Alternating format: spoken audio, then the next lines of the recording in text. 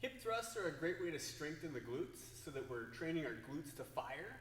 And if our glutes are firing and really strong, then that'll help us to have protect and have a healthy lower back so that we're using our glutes for hip extension and we're saving our lower back. So if you have a bench, or you can even get a box with a pad on it that's just below your shoulder blades, get your back all the way to the bench or the box. Make sure the barbell is squared up to the center of your body. If you want to use some kind of pad or hard foam, once you start getting heavy enough, then put the pad so that the barbell rolls right up to the hip crease. Bring your knees so your feet are flat on the ground and your knees are at about a 90-degree angle, and then squeeze your glutes. Hold for a second at the top, 2-3 seconds. Back down, glutes. 2-3 second pause, back down.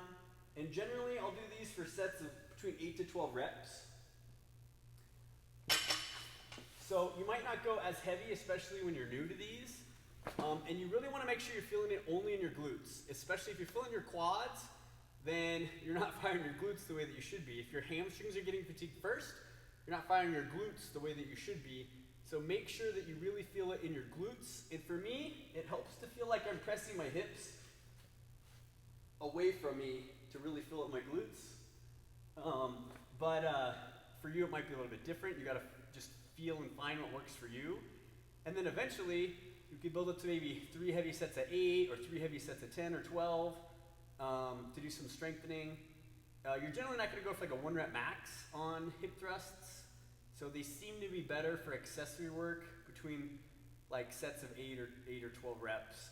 But play around with it, get some strong glutes so that you have a nice healthy lower back.